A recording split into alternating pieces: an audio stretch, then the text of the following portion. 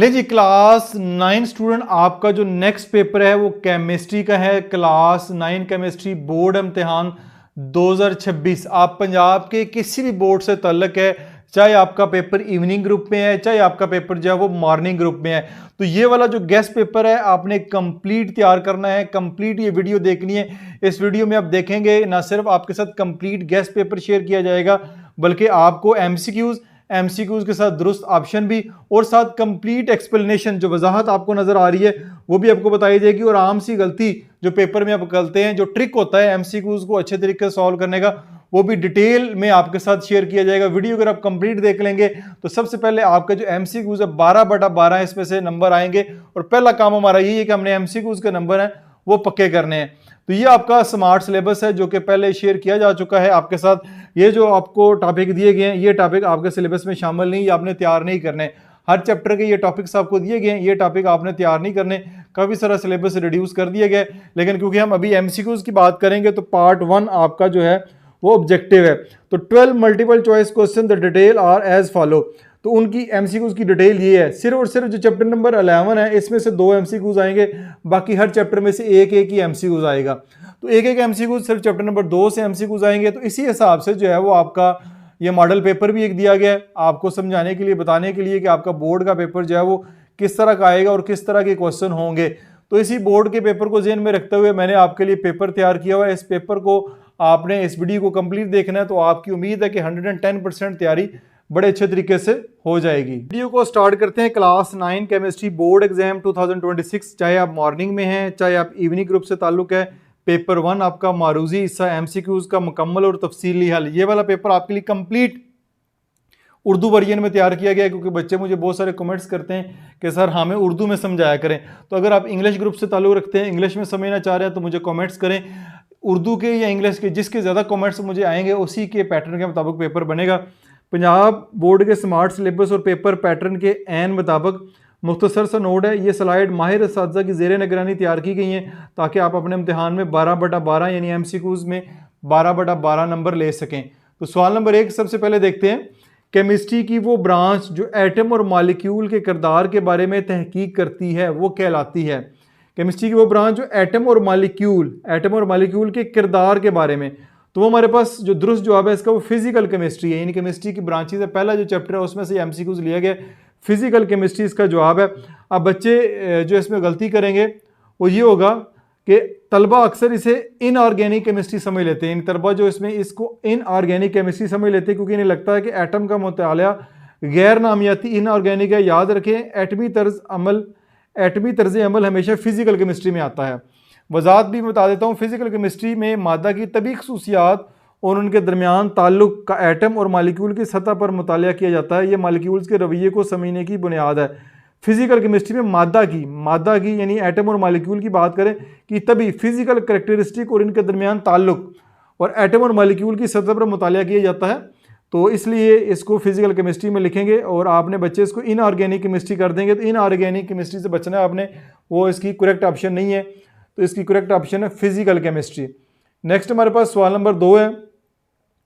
Elements के तीसरे shell में ज़्यादा से ज़्यादा कितने इलेक्ट्रॉन समा सकते हैं। एलिमेंट के जो तीसरा शेल है उसमें ज़्यादा से ज़्यादा कितने इलेक्ट्रॉन आ सकते हैं। तो ये पहला शेल होता है, ठीक है, ये आपका दूसरा शेल होता है और फिर ये तीसरा शेल। इसकी बात कर रहा है कि इसमें मैक्सिमम कितने इलेक्ट्रॉन आ सकते हैं। तो इसमें मैक्सिमम जो इलेक्ट्रॉन है वो 18 आ सकते हैं। वजाहत, किसी भी शेल में इलेक्ट्रॉन की तादाद मालूम करने का फार्मूला है 2n²। यानी किसी भी शेल में इलेक्ट्रॉन की तादाद फाइंड करने का जो फार्मूला 2n²। n से मुराद नंबर ऑफ शेल, यानी तीसरा शेल है तो 2, n की पावर 3, 3 की पावर 2, तो 3 की पावर 2 9, 9 2 18। तो इसलिए इसका जवाब जो 18 होगा। ये 2n की पावर 2, n = 3, तो 18 जवाब आएगा। तलबा जो गलती करते हैं, तलबा ऑक्टेट रूल को ज़हन में रखते हैं। ऑक्टेट रूल ये होता है कि आखिरी शेल में 8 इलेक्ट्रॉन पूरे करने हैं, तो वो 8 के ऊपर जो है वो निशान लगा देते हैं। ऑक्टेट रूल सिर्फ आखिरी शेल के लिए होता है, कुल गुंजाइश के लिए नहीं होता। यानी ऑक्टेट रूल के लिए हम जो आखिरी शेल है उसकी बात करते हैं, कुल गुंजाइश के लिए नहीं होता। यहाँ पे सिर्फ स्पेसिफिकली उसने तीसरे शेल की बात की कि तीसरे शेल में कितने इलेक्ट्रॉन होते हैं, वो 18 होते हैं। सवाल नंबर 3 है। किसी आयनिक कंपाउंड का मेल्टिंग पॉइंट सबसे ज़्यादा होगा। यानी किस आयनिक कंपाउंड, इनमें से कौन सा आयनिक कंपाउंड है जिसका मेल्टिंग पॉइंट सबसे ज़्यादा होगा, वो सोडियम क्लोराइड है NaCl। दुरुस्त जवाब की वजाहत है आयनिक कंपाउंड, यानी इसमें आयनिक बॉन्ड होता है तो आयनिक कंपाउंड का मेल्टिंग पॉइंट इसके लेटेस्ट एनर्जी और आयंस की मजबूती पर मुनसर होता है। यानी मेल्टिंग पॉइंट बेसिकली बताता है कि इसमें मेल्टिंग पॉइंट, इसकी लेटेक एनर्जी और आयन की आपस में मजबूती कितनी है। दिए गए ऑप्शन में सोडियम क्लोराइड NaCl का क्रिस्टल स्ट्रक्चर बहुत मजबूत होता है। ये इसका मजबूत क्रिस्टल स्ट्रक्चर दिया गया NaCl का, जिसकी वजह से इसका मेल्टिंग पॉइंट 801 सेंटीग्रेड सबसे ज़्यादा है। ठीक है, यहाँ पे ये भी बता दिया है कि 801 सेंटीग्रेड है। आपका MCQs की वजह से और ज़्यादा बेहतर तैयारी हो जाएगी। तो कोवेलेंट जो खसूसियात होते हैं जिसमें LiCl हो सकता है, ये देखें ये आपस में इतना ज़्यादा टाइटली पैक्ड नहीं है, जिस तरह ये टाइटली एक मजबूत क्रिस्टल इसका बॉन्ड बना हुआ है तो NaCl का मेल्टिंग पॉइंट सबसे ज़्यादा होगा। आम गलती तलबा LiCl को मुंतखब कर लेते हैं जो कि लिथियम का साइज सबसे छोटा है, लेकिन LiCl में कोवेलेंट खसूसियात, कोवेलेंट करैक्टर गालब आ जाती हैं जिससे इसका मेल्टिंग पॉइंट गिर जाता है। ये मैंने वजह बता दी है कि दो ऑप्शन में जो मिस्टेक आप कर सकते हैं। सवाल नंबर आपके पास फिर 4 है। एल्यूमिनियम ऑक्साइड Al2O3 के 204 ग्राम में Al का मास कितना होगा? एल्यूमिनियम का मास कितना होगा? बड़ा इंपॉर्टेंट एमसीक्यू है। एल्यूमिनियम ऑक्साइड Al2O3 के 204 ग्राम में एल्यूमिनियम का मास कितना होगा? तो इसका जवाब 108 ग्राम है। ठीक है, ये दुरुस्त जवाब है। निकालना कैसे है? वजाहत, सबसे पहले Al2O3 एल्यूमिनियम ऑक्साइड का मोलर मैस निकालें। तो आपका जो एल्यूमिनियम का 27 है तो इसके दो जो हैं वो एटम है, 27 2 54।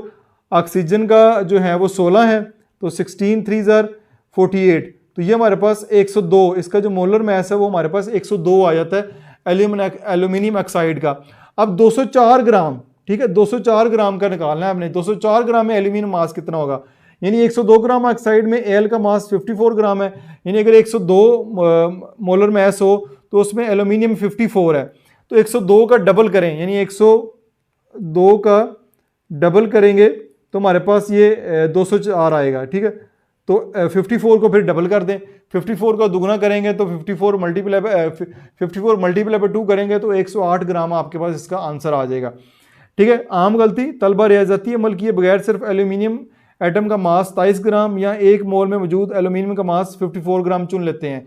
ठीक है, और 204 ग्राम वाली शर्त को नज़रअंदाज कर देते हैं। यानी यहाँ पे क्योंकि 204 ग्राम की शर्त दी गई है, बच्चे इसको इग्नोर कर देते हैं, तो ये 204 ग्राम वाली जो शर्त है इसको ज़हन में रखते हुए आपने इसका आंसर देना है। तो ये वाला सवाल जो है बड़ा इंपॉर्टेंट है, आपने इसमें गलती बिल्कुल नहीं करनी। इसके बाद हमारे पास क्वेश्चन नंबर 5 है। कौन सा हाइड्रोजन हेलाइड्स एंडोथर्मिक रिएक्शन के नतीजे में बनता है? तो दो तरह के रिएक्शन होते हैं, एंडोथर्मिक रिएक्शन और एक्सोथर्मिक रिएक्शन। तो कौन सा हाइड्रोजन हेलाइड एंडोथर्मिक रिएक्शन की में बनता है? वह HI hydrogen iodide. Hydrogen iodide का बनना एक एंडोथर्मिक अमल है, यानी इसमें हरारत जज़ब होती है, यानी इसमें जो हीट है वो जज़ब होती है, एब्जॉर्ब होती है। आयोडीन का साइज बड़ा होने की वजह से हाइड्रोजन और आयोडीन का बॉन्ड कमज़ोर होता है, जिसके बनने के लिए बैरूनी तवानाई दरकार होती है। तो बैरूनी तवानाई, बैरूनी हीट जब अब्जॉर्ब होती है तो एंडोथर्मिक रिएक्शन होता है, जैसे हाइड्रोजन और आयोडीन। तो ये कमज़ोर बॉन्ड है, तो इसको बनाने के लिए तवानाई दरकार है, हरारत चाहिए होती है, तभी ये बॉन्ड बनता है। तो हाइड्रोजन आयोडाइड इसका दुरुस्त आंसर होगा। आम गलती जो बच्चे करते हैं, तलबा HF को चुन लेते हैं, यानी HF को बच्चे जो है वो चुन लेंगे, जो कि गलत है, क्योंकि फ्लोरीन में सबसे ज़्यादा रिएक्टिव है, लेकिन फ्लोरीन का रिएक्शन शदीद एक्सोथर्मिक रिएक्शन है, यानी एक शदीद एक्सोथर्मिक है जिसमें हीट निकलती है। हमें एंडोथर्मिक रिएक्शन का बताना है जिसमें हीट अब्जॉर्ब होती है। नेक्स्ट सवाल नंबर 6 है। कोबाल्ट क्लोराइड डाईहाइड्रेट का रंग क्या होता है? ठीक है, रंग आपने बताना है, तो इसका रंग जो है वो पर्पल होता है। कोबाल्ट क्लोराइड डाईहाइड्रेट का रंग पर्पल होता है। ये कीमियाई तवाज़न केमिकल इक्विलिब्रियम वाले बाब का अहम सवाल है। अब जो ना एंड्राइड, कोबाल्ट क्लोराइड नीला, जामन डिहाइड्रेट और हेक्सा डिहाइड्रेट गुलाबी, ये सारे कलर जो है ना यहाँ पे दिखाए हुए उन्होंने, ये कलर दिए हुए हैं। आपका ने इसका जवाब पर्पल पिक करना है। आमतौर पर गुलाबी पिंक को मुंतखब कर लेते हैं बच्चे, मुख्तलिफ जो है वो गुलाबी यानी पिंक वाला जो कलर है उसको मुंतखब कर लेते हैं, क्योंकि लेबॉर्ट्री में ज़्यादा नमी की वजह से वो अक्सर आखिरी हालत में पिंक देखते हैं। यहाँ दरमियानी हालत डिहाइड्रेट का पूछा गया, यानी यहाँ पे दरमियानी हालत डिहाइड्रेट का पूछा गया जो कि पर्पल होती है। तो ये आपका हो गया। नेक्स्ट हमारे पास नंबर 7 के ऊपर है। कैल्शियम हाइड्रोक्साइड को पानी में हल करें तो कितने हाइड्रोक्साइड आयन बनते हैं? ये बनाता है। कैल्शियम हाइड्रोक्साइड को पानी में हल करें तो कितने हाइड्रोक्साइड आयन बनाता है? तो वो हमारे पास 2 इसका ऑप्शन है, आंसर ठीक है। कैल्शियम हाइड्रोक्साइड का कीमियाई फार्मूला CaOH2 है। जब ये पानी में आयोनाइज होता है तो ये कैल्शियम आयन Ca+2 और 2 हाइड्रो ऑक्साइड N2OH रिलीज करता है। ठीक है, जब कैल्शियम हाइड्रोक्साइड यानी CaOH2 को पानी में आयोनाइज होगा तो इसमें कैल्शियम के +2 आयन बनेगा और 2 हाइड्रो ऑक्साइड आयन जो है वो रिलीज करता है। ये 2 साथ लगा हुआ है। आमतौर पर जो तलबा गलती करते हैं, तलबा गलती से कैल्शियम की वैलेंसी को भूल जाते हैं, यानी कैल्शियम की जो वैलेंसी उसको भूल जाते हैं और सिर्फ एक पर निशान लगा लेते हैं। ये समझे बगैर के ब्रैकेट के बाहर 2 भी लिखा हुआ है, यानी इस ब्रैकेट के बाहर अगर आप देखें फार्मूले में ये 2 भी लिखा हुआ है, ये नीचे जो 2 लिखा हुआ है, तो इसलिए इसके 2 जो है वो हाइड्रोक्साइड आयन जो है वो बनेंगे। ठीक है, तो इस तरह अगर आप समझ के करेंगे तो कोई और भी ऑप्शन आ जाए, कोई यहाँ पे और कंपाउंड पूछ लिया जाए तो उसका भी आप अच्छे तरीके से जवाब देख सकते हैं। सवाल नंबर 8 है, नाइट्रोजन का एटम अपने बैरूनी शेल में कितने इलेक्ट्रॉन हासिल कर सकता है, इस पर गौर करना, अपने हासिल कर सकता है। तो 3 जो एटम है हासिल कर सकता है नाइट्रोजन के, पहले में 2, दूसरे में 8, तीसरे में इसके 5 है, 1 2 3 4 5 है। तो 5 जमा 3 करेंगे तो आखिरी शेल में जो है वो 8 पूरे होंगे। ठीक है, 3 लेगा। वजात नाइट्रोजन ग्रुप 15 का एटॉमिक नंबर 7 है। इसमें इलेक्ट्रॉनिक कन्फिग्रेशन के बैरूनी शेल में 5 इलेक्ट्रॉन होते हैं, पहले में दो दूसरे में 5। अपना ऑक्टेट इलेक्ट्रॉन मुकम्मल और मुस्तहकम, ठीक है, होने के लिए इसे मजीद 3 इलेक्ट्रॉन की जरूरत है। पहले में 2, दूसरे में 5 में 3 ऐड करेंगे तो 8 होंगे। आम गलती, तलबा सवाल को समझे बगैर ऑप्शन डी 5 का मुंतखब कर लेते हैं, यानी 5 लगा देते हैं, जो कि गलत है क्योंकि वो बैरूनी शेल में मौजूद इलेक्ट्रॉन की तादाद बता देते हैं, जबकि सवाल में हासिल कर सकता है, एक्सेप्ट पूछा गया है कितने इलेक्ट्रॉन वो ले सकता है। तो ये छोटी छोटी गलतियां अगर जल्दी में करेंगे तो ये छोटी छोटी गलतियां आप कर सकते हैं, जिससे आपके ऑप्शन जो है वो गलत हो सकते हैं। नंबर 9, कौन सा हेलोजन एसिड आम दर्जा हरारत पर अनस्टेबल होता है? तो ऑप्शन है HI। आयोडीन का एटमी साइज सबसे बड़ा है, जिसकी वजह से हाइड्रोजन और आयोडीन के दरमियान बॉन्ड सबसे लंबा और कमज़ोर होता है। इस कमज़ोर बॉन्ड एनर्जी की वजह से हाइड्रोजन आयन आमतौर पर आम दर्जा हरारत पर जल्दी टूट जाते हैं, अनस्टेबल हो जाते हैं, यानी आम दर्जा हरारत पर जल्दी टूट जाते हैं, इसलिए अनस्टेबल होते हैं। ये देखें, जो 4 ऑप्शन आपको दिए गए हैं, HF में सबसे ज़्यादा है, HCl उससे ज़्यादा, HBr उससे कम, फिर हेलोजन एसिड, यानी हेलोजन एसिड में ये सबसे नीचे है, तो स्टेबिलिटी इसमें सबसे कम है। ये जो नीचे की तरफ है ना, ये स्टेबिलिटी सबसे कम इसमें होती है, तो सबसे हाईएस्ट स्टेबिलिटी जो है वो HF में है। आम गलती, तलबा HF का सोचते हैं क्योंकि फ्लोरीन बहुत ताकतवर है, क्योंकि हकीकत में छोटा साइज होने की वजह से HF का बॉन्ड सबसे ज़्यादा मजबूत और स्टेबल होता है। अब यहीं में ऑप्शन आपको आ जाता है कौन सा हेलोजन एसिड आमतौर पर स्टेबल है, ठीक है, सबसे ज़्यादा स्टेबल कौन सा है। तो इसी ऑप्शन को यहाँ पे वर्ड चेंज करके तो MCQs वही रहेगा, तो फिर ऑप्शन आपकी HF जो है वो बन जाएगी। तो ये छोटी छोटी जो ट्रिक्स हैं, पॉइंट्स हैं, जो आपके साथ शेयर कर रहा हूँ। उम्मीद है कि वीडियो एंजॉय करेंगे, ज़रूर कमेंट्स में ज़रूर बताया करें। तो नेक्स्ट MCQs है सवाल नंबर 10, माहौल में आर्गान की कितने फीसद पाई जाती है? आर्गन गैस कितनी होती है? 0.934। डी ऑप्शन इसकी ठीक है। ये यहाँ पे दिखाया भी हुआ है। ऑक्सीजन 21%, नाइट्रोजन 78% और कार्बन डाइऑक्साइड 0.04, आर्गान 0.934। वजाहत, साफ़ और खुशक हवा की तरकीब कुछ यूँ होती है। Oxygen 78%, argon 0.934%, carbon dioxide 0.04%। तलबा 0.04 के हिस्से से अक्सर कंफ्यूज हो जाते हैं, जो कि दरअसल कार्बन डाइऑक्साइड CO2 की मकदार है, ना कि आर्गान की। तो बच्चे जो 0.04 लगा देते हैं, तो आपने इस बात का ख्याल रखना है। नंबर 11 है, कौन सी दूसरी मेटल को अल्काइल हैलाइड को रिड्यूस करने के लिए इस्तेमाल किया जाता है? कौन सी दूसरी मेटल को अल्काइल हैलाइड को रिड्यूस करने के लिए इस्तेमाल किया जाता है? वो है एल्यूमिनियम। ठीक है, आमतौर पर अल्काइल हैलाइड की रिडक्शन के लिए जिंक और हाइड्रोक्लोरिक एसिड HCl का इस्तेमाल किया जाता है। यानी आमतौर पर देखा जाए तो जिंक और हाइड्रोक्लोरिक एसिड का इस्तेमाल किया जाता है, जो कि ऑप्शन में यहाँ पे नहीं है। लेकिन इन दिए गए ऑप्शन में एल्यूमिनियम भी एक ताकतवर रिड्यूसिंग एजेंट के तौर पर काम कर सकती है, लेकिन इन सब ऑप्शन में जो है एल्यूमिनियम जो है वो एक ताकतवर रिड्यूसिंग एजेंट के तौर पर काम करती है, तो इसका जवाब जो है एल्यूमिनियम होगा। आम गलती, चूँकि निसाब में बुनियादी तौर पर जिंक का जिक्र है, तलबा ऑप्शन देकर परेशान हों। याद रखें, मेटल जो कि इलेक्ट्रॉन आसानी से दे सकती है, जैसे एल्यूमिनियम या मैग्नीशियम, रिडक्शन में मददगार होती है। तो बुक में जिंक का जिक्र है, लेकिन यहाँ पे क्योंकि जिंक नहीं है, तो इन सब में ऑप्शन जो है वो एल्यूमिनियम वाली बेस्ट ऑप्शन है, ये आप लगा दें अगर यही ऑप्शन आती हैं। अगर आपका यहाँ पे आ जाता है जिंक आ जाता है तो जिंक ज़रूर लगाइएगा। नेक्स्ट है 12 लास्ट MCQs। ऑर्गेनिक कंपाउंड में कौन सा एलिमेंट कार्बन एटम के साथ अक्सर मौजूद होता है? ऑर्गेनिक कंपाउंड की बात हो रही है, में कौन सा एलिमेंट कार्बन एटम के साथ अक्सर मौजूद होता है? तो वो हाइड्रोजन है। वजात ये देखिए कार्बन है, कार्बन के साथ 4 हाइड्रोजन है। ऑर्गेनिक केमिस्ट्री की बुनियाद ही हाइड्रोकार्बन पर है, जो सिर्फ कार्बन और हाइड्रोजन पर मुश्तमिल होते हैं। कार्बन के 4 बॉन्ड्स वैलेंस को पूरा करने के लिए हाइड्रोजन का मौजूद होना सबसे ज़्यादा अहम है, यानी इसका कंप्लीट करने के लिए बॉन्ड जो है वो हाइड्रोजन के 4 एटम का होना जो है वो ज़रूरी है। तलबा ऑक्सीजन पर निशान लगा देंगे क्योंकि इन्हें लगता है कि सांस लेने और पानी में ऑक्सीजन अहम है, लेकिन ऑर्गेनिक कंपाउंड की रीढ़ की हड्डी सिर्फ कार्बन और हाइड्रोजन है। ठीक है, तो ये तलबा गलती करेंगे, मोस्टली ऑक्सीजन पे लगा देते हैं लेकिन ये हाइड्रोजन है। तो ये आपके 12 के 12 MCQs यहाँ पे मुकम्मल हो गए हैं। लेकिन सबसे लास्ट के ऊपर एक कमज़ोर तलबा के लिए अहम सीक्रेट हैक्स है, टिप्स है। वक़्त का दुरुस्त इस्तेमाल कैसे करना है? इम्तिहान में आपके पास 15 मिनट और 12 MCQs होते हैं। हर सवाल के लिए तकरीबन 1 मिनट रखें। अगर कोई सवाल ना आए तो इस पर वक्त ज़ाया मत करें, आगे बढ़ें और आखिर में इसे हल करें।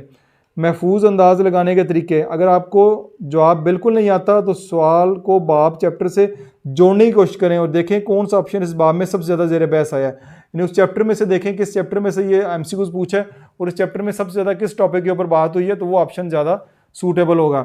MCQs हल करने की टेक्निक्स, एलिमिनेशन मेथड एक होता है, पहले इन दो को हल की जाए, पहले इन दो ऑप्शन को क्रॉस कर लें जो कथित तौर पर गलत लग रहे हैं। यानी आपको ऑप्शन दिए गए ना 4 में से जो 2 ऑप्शन आपको लग रहे हैं गलत हैं, सबसे पहले तो उनको कर दें कि ये तो हर सूरत गलत है, ये ठीक नहीं है। ठीक है, तो 2 गलत हो जाएंगे तो बाकी 2 रह जाएंगे, तो बाकी 2 में से दुरुस्त जवाब चुनना बहुत आसान हो जाएगा। आम गलतियां जिनसे बचना है, सवाल में लफ्ज़ नहीं, नॉट या अक्सर मोस्ट को गौर से ना पढ़ना। यानी लफ्ज़ जो है ना नॉट या मोस्ट को गौर से नहीं बच्चे पढ़ते। जल्दी में बबल को आधा या गलत लाइन भर देना, किसी एक से ज़्यादा दायरे भरने पर 0 नंबर मिलता है, इससे भी परहेज़ करें।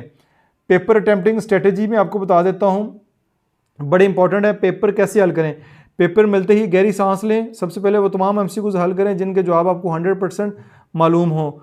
मुश्किल या रियाजती कैलकुलेशन वाले सवाल को दूसरे राउंड के लिए छोड़ दें। MCQs की तरतीब, जब आप जवाबी कापी पर बबल भर रहे हों तो उंगली रख कर चेक करें कि आया आपका सवाल नंबर 5 का जवाब नंबर 5 में ही भर रहे हैं। तरतीब की ज़रा से गलती आपके सारे अगले जवाब जो है वो गलत कर सकती हैं। कन्फ्यूजन से कैसे बचें? हमेशा 4 ऑप्शन को पढ़ें। बाज़ औक़ात पहला ऑप्शन A ठीक लगता है लेकिन चौथा option D all of these होता है जो कि असल जवाब होता है। पूरा सवाल पढ़े बगैर कभी बबल मत भरें। तो बेस्ट ऑफ लक, याद रखें मेहनत कभी राह गहाँ नहीं जाती। और आखिर पे आपसे छोटी सी रिक्वेस्ट, वीडियो अगर अच्छी लगी है चैनल को लाजमी सब्सक्राइब करेगा, वीडियो को ज़रूर शेयर कीजिएगा और एक अच्छा सा कमेंट्स भी ज़रूर कीजिएगा। अपना बहुत सारा ख्याल रखिएगा। दिस मासूम बशर साइनिंग ऑफ।